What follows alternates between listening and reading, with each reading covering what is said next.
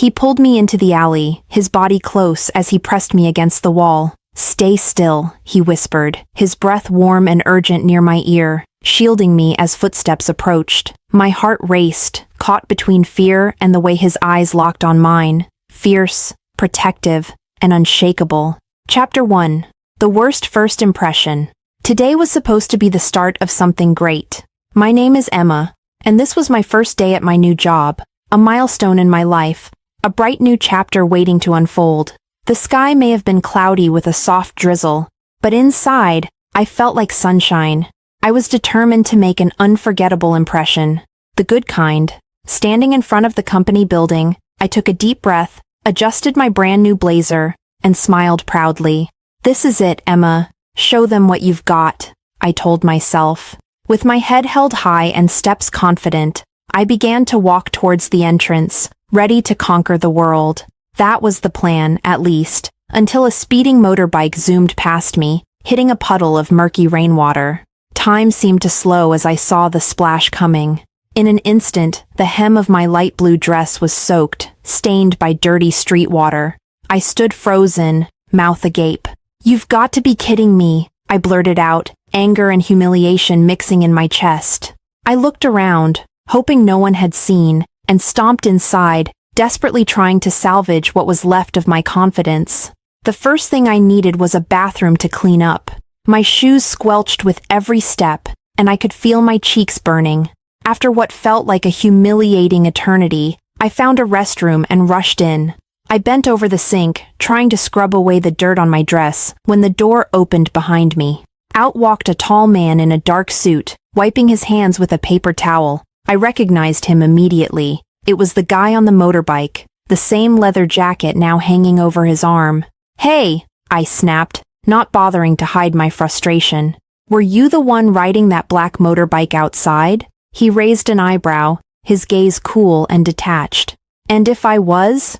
Then you owe me an apology," I shot back, pointing at my water-stained dress. "You splashed me. Look at this mess." There was a pause. The corners of his mouth twitched, but he didn't quite smile. "Miss," he said calmly, "you might want to check where you are." Confused, I looked around. My eyes widened as I noticed the urinals lining the wall. This wasn't the ladies' room. Mortified, I spun around. Behind me, a few men were stifling their laughter. The tall man, the motorbike guy, had already turned on his heel and walked out. "Great. Just great," I muttered, rushing out of the men's room, face burning red. After composing myself as best I could, I finally reached the office floor. The other employees greeted me warmly, and for a brief moment, I thought my string of bad luck was over. I took a seat at my new desk, trying to shake off the humiliation. "Just breathe, Emma. New beginnings, new opportunities," I repeated silently. Then, the door to the room opened, and the chatter died instantly. The air grew heavy. I turned to see why everyone had gone quiet, and there he was. The same man from earlier, the motorbike guy, the one I just yelled at. Only this time, he wore a crisp white dress shirt and a no-nonsense expression. "Good morning, everyone," he said in a voice that commanded respect and fear. This was no random motorbike guy. This was Ethan, the department head. My department head. I swallowed hard as his gaze landed on me for a fraction of a second, cold, detached, and slightly amused. The room remained silent as he walked to his desk. "I'm doomed," I thought, sinking a little lower in my chair. Chapter 2. Clashing Egos and Growing Grudges. It was my first official team meeting, and I was determined to prove myself. I'd worked on my presentation all night, refining every slide, memorizing every detail. As the room quieted, I took a deep breath, stood up, and began. "Good morning, everyone. I'm excited to share my ideas for the project expansion plan." Things were going smoothly until, of course, Ethan decided to speak up. "Excuse me, Emma." His voice cut through the air, as cold and sharp as ice. He leaned back in his chair, arms crossed, and his eyes were locked on me. "Your plan to allocate additional resources to the marketing segment. Did you factor in the current budget constraints?" I paused, my confidence faltering for a split second. "Yes, I did, But I believe that. And your numbers? He continued, cutting me off mid-sentence. They don't add up. It's a flawed projection. His words hung heavy in the air, and I felt my cheeks burning. The room was so quiet you could hear a pin drop. My throat tightened. I'll double-check the calculations, I managed to say, my voice shaky but trying to stay composed. Please do, he replied coolly. Next time, bring correct figures. It wasn't just what he said, it was how he said it. Calm, detached, like I was some child who hadn't done her homework. I clenched my fists under the table and forced myself to breathe. I'm not going to let him break me. Later that day, as I was walking down the hallway, I spotted Ethan coming from the opposite direction.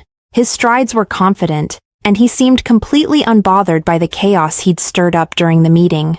As we passed each other, I caught his eye. For a brief moment, I thought I saw a flicker of amusement there, like he was laughing at me. What are you looking at? I muttered under my breath, barely audible, but he didn't stop or even acknowledge me. Instead, he continued down the hallway without so much as a backward glance. Jerk, I thought bitterly. To my surprise, a few hours later, I received an email. It was from Ethan. He had adjusted my workload for the week. Instead of feeling relieved, I felt insulted. So now he thinks I can't handle my own work? I stormed over to my desk and stared at my screen, seething. This wasn't help. This was pity. Or worse, micromanagement. I was convinced he just wanted to remind me who was in charge. Before I could spiral further, a voice broke through my thoughts.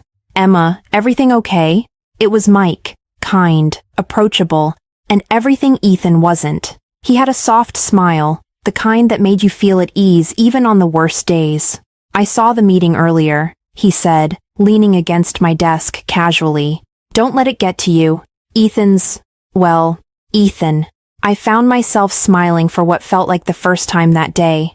Yeah, tell me about it, I said, rolling my eyes. He seems to take pleasure in making people miserable. Mike chuckled, a warm, easy sound. That's one way to put it, but if you ever need help, you know where to find me. I nodded, grateful for the kindness. Thanks, Mike. He winked. Anytime. Friday rolled around faster than I expected. Every week, the company held a casual meeting to discuss progress and share feedback. I had been dreading it, but I told myself I couldn't show any weakness. Not again. When it was my turn to speak, I took the chance to vent. Just a little. I think we need to be more flexible with project timelines. Being too rigid or, dare I say, too critical can stifle creativity, I said, my gaze drifting, pointedly, towards Ethan. There were a few chuckles from the room. I felt a rush of satisfaction. Ethan, however, didn't flinch. Instead, he leaned back in his chair, a faint, almost imperceptible smirk playing on his lips.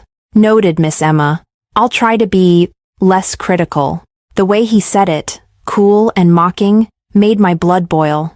The meeting moved on, but I couldn't stop thinking about that smirk. He was impossible, arrogant, infuriating. But this wasn't over. Not by a long shot. I'd show him. One way or another, I'd prove he wasn't the only one who could play the game. Chapter 3. The Party and the Petty Revenge. The company party was in full swing, with music, laughter, and the faint clinking of glasses filling the air. I had carefully chosen my outfit, a bright, elegant dress that I hoped would scream, I belong here, and I'm competent. Not that I was trying to impress anyone. Well, maybe just a bit. The moment I walked into the ballroom, I scanned the crowd, determined to blend in effortlessly. This is your chance, Emma. Be confident. Be charming. But just as I was starting to feel comfortable, I spotted him, Ethan. He stood near the entrance, his expression as unreadable as ever. As our eyes met, he gave a polite nod. Emma, he said, his voice low and indifferent. Then, without waiting for a reply, he walked right past me, as if I were nothing more than a fleeting shadow in his peripheral vision. Seriously? My jaw clenched. He'd barely even acknowledged me. Did he think he was too important to talk to someone like me? The nerve of that man. Heat rose in my chest, not from embarrassment, but from pure, seething irritation. Hey, Emma. A warm voice pulled me out of my angry thoughts. I turned to see Mike, the kind-hearted and ever-charming coworker. His smile was genuine and kind, nothing like the cold smirk I was used to seeing from Ethan.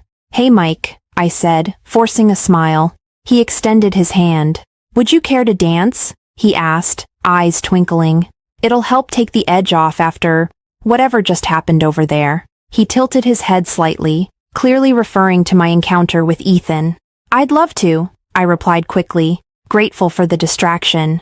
As Mike led me to the dance floor, I felt a rush of relief. This is what I need. Fun, lighthearted, and completely Ethan-free. The music swelled, and Mike guided me through a simple waltz.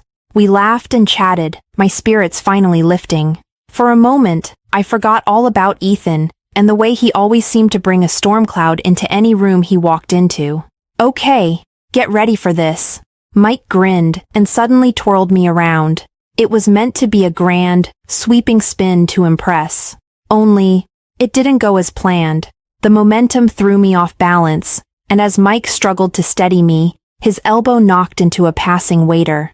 The waiter's tray wobbled precariously, and before I knew it, a full glass of red fruit punch tumbled, splashing down the front of my dress. My bright dress, now a blotchy mess. "Oh no," Mike stammered, his face pale. "Emma, I'm so sorry." Laughter erupted around us. Heat crept up my neck, and my hands fumbled to wipe away the sticky liquid. "It's fine," I muttered through clenched teeth, wishing the ground would open up and swallow me whole. As I tried to regain my composure, I looked up and saw him. Ethan stood at the edge of the room, arms crossed. His eyes were fixed on me, and was that a smile he was trying to hide? It wasn't a big smile, just a faint curve at the corner of his lips. But to me, it screamed mockery. He looked entertained. My chest tightened with anger and humiliation. I turned away quickly, mumbling an excuse to Mike as I fled the dance floor. Of course, he would find this amusing, I thought bitterly. In the bathroom, I scrubbed at the stain on my dress with damp paper towels, the water mixing with my frustration.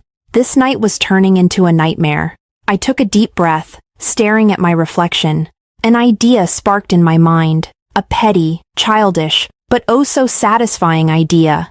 I marched straight to the bar, the plan already forming. Leaning in, I whispered to the bartender, "Can you make a cocktail extra spicy? Like, so spicy it burns?" The bartender raised an eyebrow but nodded. A minute later, a fiery red drink was in my hands. I straightened my shoulders and scanned the room. Ethan was standing alone, still looking composed and distant. Perfect. I approached him with my best attempt at a friendly smile. "Ethan," I said, pretending to be contrite, "I feel like we got off on the wrong foot." I extended the drink towards him. "Consider this a peace offering." His eyes narrowed slightly, as if he didn't quite trust me, but he accepted the glass. "A peace offering," he repeated, a hint of skepticism in his voice. I nodded, keeping my expression sincere. "Yes, I really want us to work well together." Without another word, Ethan lifted the glass and took a generous sip. For a moment, there was nothing. Just the usual, unreadable expression on his face. Then, his eyes widened slightly and he coughed. Hard. His face turned a bright shade of red as he tried to keep his composure. Around us, people started to notice, their murmurs quickly turning to laughter. Ethan set the glass down and looked at me, his gaze intense. For a second, I thought he might explode, but instead, he wiped his mouth and smiled. A tight, knowing smile that sent a chill down my spine. "Interesting taste, Emma," he said, his voice low but calm. "I'll have to repay the favor sometime." My victory felt hollow. The way he looked at me, with a mix of irritation, amusement, and something I couldn't quite place, made my stomach twist. I had wanted to embarrass him, but now it felt like I had only escalated a war I wasn't sure I could win. Chapter 4. Stuck Together. When I heard I was going on my first work trip, I was thrilled. Even more so when I found out Mike would be joining me. The idea of spending hours in a car with his easy laughter and kind words was exactly what I needed after my recent string of humiliations at work. It was supposed to be simple, a quick meeting with a client in a nearby town and then back home. Change of plans, Emma. Our manager's voice over the phone sounded far too casual for the bombshell he was about to drop. Mike's out. Emergency appendicitis. Wait, what? I stammered, clutching the phone. Is he okay? He'll be fine, but you'll still need to make the trip. Ethan will go with you. The phone nearly slipped from my hand. Ethan. Again. There's no one else available? I asked, trying to sound professional, but failing miserably to hide the disappointment in my voice. Nope. Pack up. Ethan's waiting. The drive was quiet. Uncomfortably quiet. Ethan focused on the road, hands gripping the steering wheel, his eyes fixed straight ahead. I stared out the window, arms crossed. The silence was suffocating, but I refused to break it first. Comfortable? He asked suddenly, breaking the tension with his usual dry tone. Completely, I replied with equal sarcasm. Thrilled, actually. His lips twitched, almost as if he wanted to smile but thought better of it. Good to hear. This is going to be the longest trip of my life, I thought miserably. We finished the meeting without incident. I was starting to believe the trip might actually end without any major disasters. But fate had other plans. On the way back, just as we were crossing a small, sleepy town, our car sputtered and died. Ethan pulled over, his jaw tightening. Great, he muttered, stepping out to check the engine. Rain clouds were gathering overhead, dark and heavy. I climbed out too, keeping my distance but unable to resist a sarcastic jab. Car trouble? Let me guess. You planned this to make my life more difficult. He didn't rise to the bait. You overestimate my desire to ruin your day. After some futile tinkering, it was clear we weren't going anywhere. A mechanic wouldn't be available until morning. We found ourselves stuck in a small, dimly lit inn. Just one room left to spare. I could practically feel the universe laughing at me. That night, the rain poured in sheets, drumming against the window. I lay awake, cursing my luck, while Ethan sat in the chair by the window, flipping through a stack of papers he'd brought. The tension was still there, thick as ever, but exhaustion pulled me under. At some point, I woke up shivering, my forehead damp with sweat. The room felt both too hot and too cold. I tried to sit up, but dizziness washed over me. Ethan, I murmured, not even sure why I was calling out to him. I barely registered him moving towards me before everything went dark again. When I opened my eyes next, the clock showed it was past midnight. My throat was dry, and my head throbbed. I turned slightly and saw Ethan, drenched from head to toe, placing a bag down. He had been out, probably in that relentless rain. For me? You're awake, he said, matter-of-factly, as he pulled out medicine and a steaming container. Here. He handed me the pills and a glass of water. I took them, too stunned to speak. Then he pulled up a chair and carefully placed a cold cloth on my forehead. His movements were precise, almost gentle. Rest, he said, his tone still neutral, but the lines of worry on his face betrayed him. Why? I croaked. You need to get better quickly, he replied, standing up. We can't afford delays. Classic Ethan. Even while playing the hero, he found a way to make it sound like an order. The next morning, I felt slightly better. Ethan was by the window again, looking as if he hadn't slept. I cleared my throat. Thank you. He turned, eyebrows raised. For what? For going out. For the medicine. He nodded, as if accepting a report. You'd do the same. Or maybe you wouldn't. There was a hint of amusement there. I rolled my eyes, but a smile tugged at my lips. I would. He leaned back, crossing his arms. Glad to hear it. I couldn't help but laugh. A short, dry laugh. Why do you always want to fight with me, Ethan? His expression softened, just for a moment. Maybe you're just easy to fight with. I didn't know what to say to that. For the first time, I saw something beyond the cold exterior. Something almost human. It unsettled me more than anything else. Chapter 5. Crisis and Consequences. Everything unraveled so quickly. One moment, I was riding on the shaky high of finally starting to find my footing at work. The next, I was sitting in a conference room under the harsh glare of fluorescent lights, with every accusing eye in the company trained on me. The project was a mess. No, worse than that. It was a disaster. A major flaw in the data calculations had surfaced, one that could cost the company dearly. The evidence was damning, and every finger pointed in my direction. My initial response was disbelief. How could this happen? I had checked everything, hadn't I? But there it was. Charts, figures, and reports I had signed off on. I felt like I couldn't breathe. This couldn't be real. Emma.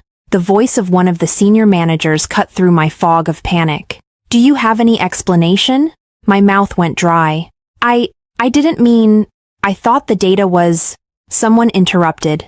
There's no room for I thought, Miss Emma. This is serious. I cast a glance at Ethan. He stood at the end of the table, his expression unreadable. Part of me wanted him to speak up, to defend me. Another part dreaded what he might say. Is this it? Is this where he takes me down once and for all? But what happened next shocked me to my core. Ethan stepped forward. His voice was calm but firm. The oversight is mine. The room fell silent. I blinked, certain I had misheard. What? It was my responsibility to review the data, he continued, eyes unwavering. Any mistakes are on me. The senior manager narrowed his eyes. Ethan, you're telling us this entire issue stems from your failure to oversee the project? Yes, whispers broke out around the table. No one had expected this. I certainly hadn't. My heart pounded in my chest. Why is he doing this? I wanted to speak, to shout that it wasn't true, but my throat closed up. Ethan's gaze flicked to me for a split second, a silent warning.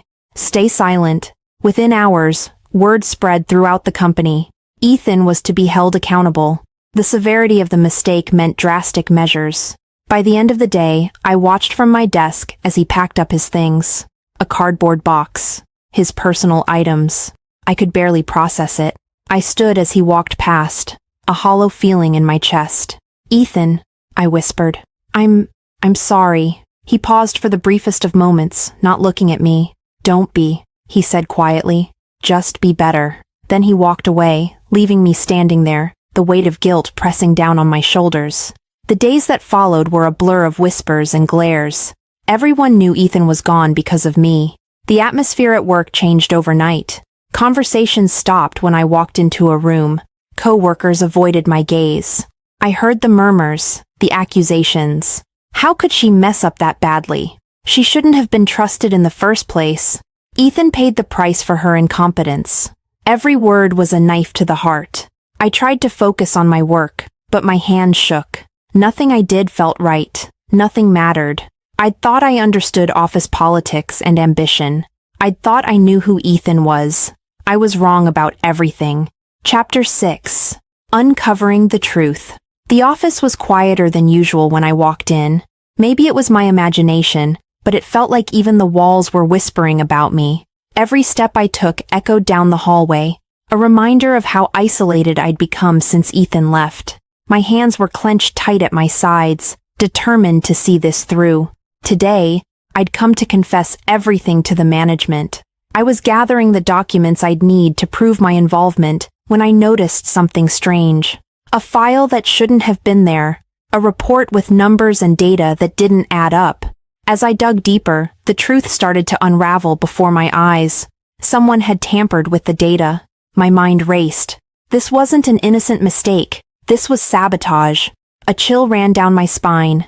I could almost hear Ethan's voice, calm and cold. Be better. I hadn't been. But now, I would be. As I sifted through more files, the realization of what I'd stumbled upon sank in. Someone in the company wanted us gone, badly enough to manipulate data and risk a major project's failure. That thought was enough to make me feel sick, and things only got worse. The next day, one of the key documents I'd saved was missing from my desk.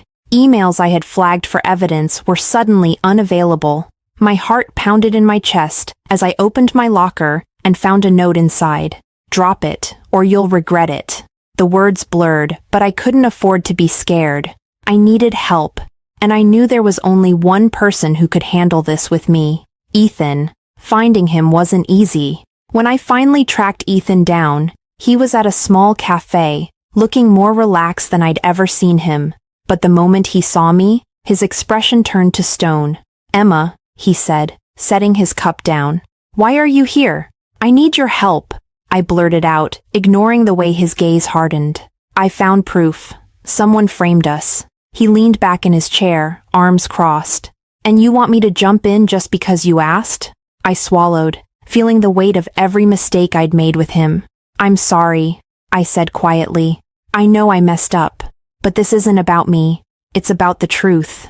And you shouldn't have lost everything because of this. For a moment, he didn't say anything. I thought he'd refuse. But then he stood up, tossing a few bills on the table. Show me what you've got. Working together again was tense at first.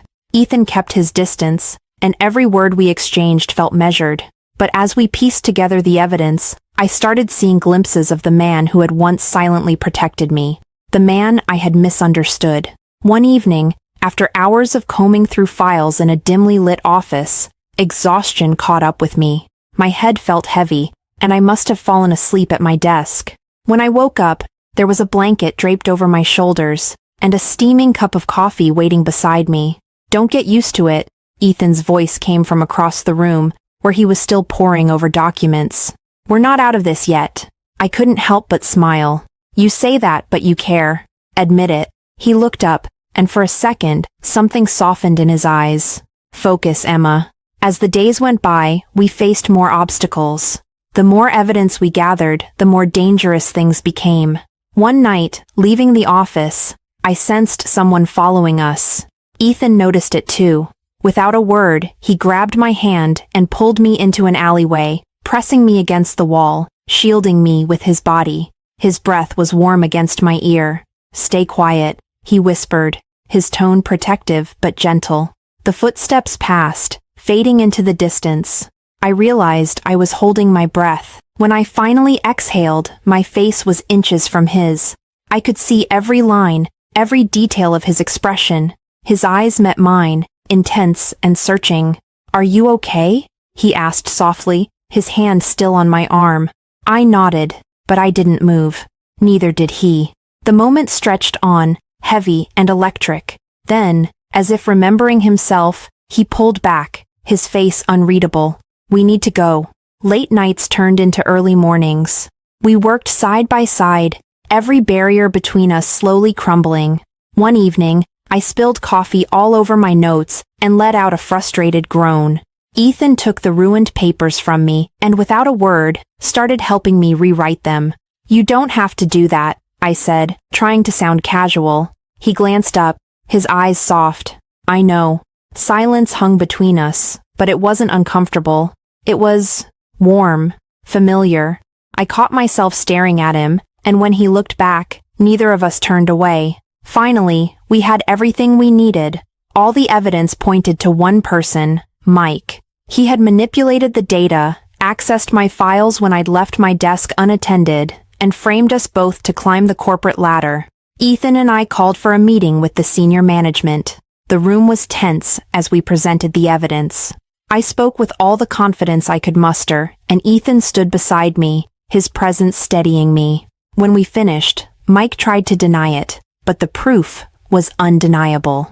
Ethan was innocent, I said, my voice shaking but strong, and so was I. The management team acknowledged their mistake, reinstating Ethan and publicly apologizing. As we walked out of the meeting, Ethan turned to me. You didn't have to do all that, he said quietly. Yes, I did, I replied, meeting his eyes. Thank you, for everything. He nodded, a small smile tugging at the corners of his lips. Maybe you're not so hopeless after all. I laughed, feeling lighter than I had in weeks. Don't push it. Chapter 7. Confessions. Ethan was back in his office now. I stood outside, hesitating, clutching a folder of meaningless documents just to have a reason to knock. Come on, Emma. You've faced worse than this, I told myself.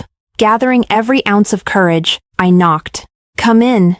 His voice was calm, neutral, exactly the way it always was. I stepped inside, closing the door behind me. He looked up, and for a second, the mask slipped. I saw exhaustion, relief, and something softer, something that made my chest ache. Emma, he said, setting down his pen. What brings you here? I held up the folder lamely. Reports. He tilted his head, a small smile tugging at his lips. We both know you're a terrible liar. My pulse quickened. I placed the folder on his desk anyway, pretending to study it intently. I thought we should talk. About? His voice was cautious, but his eyes never left mine. I took a deep breath. About everything. I owe you an apology. I was wrong about you. About so many things. I thought you were out to get me, that you wanted me to fail, and I was too proud and too stupid to see the truth. He leaned back in his chair, arms crossed, listening silently. The lack of judgment in his eyes made it easier and harder all at once. Silence hung between us for what felt like an eternity. Then he stood up, walking around the desk until he was standing just a few feet away. "Do you know how infuriating you are, Emma?" he said softly. "You jump to conclusions. You push people away. You fight battles that aren't yours to fight, and you're so damn stubborn." I opened my mouth to protest, but he suddenly stepped closer, placing a gentle finger against my lips, his eyes softening. "But you're also brilliant, determined, and you care so much that it makes people like me want to protect you, even when you don't need it." I felt my breath catch in my throat. "I've never regretted standing up for you," he continued, his voice low and earnest. "I'm sorry too, for every time I made you feel small, for every word that came out wrong. I'm not good at this." His honesty, raw and unfiltered, hit me like a wave. "You're better than you think," I whispered, tears pricking at the corners of my eyes. I just couldn't see it. He reached for my hand, hesitating for a split second before his fingers intertwined with mine. The warmth of his touch sent a jolt through me, and suddenly, he leaned in, his lips capturing mine.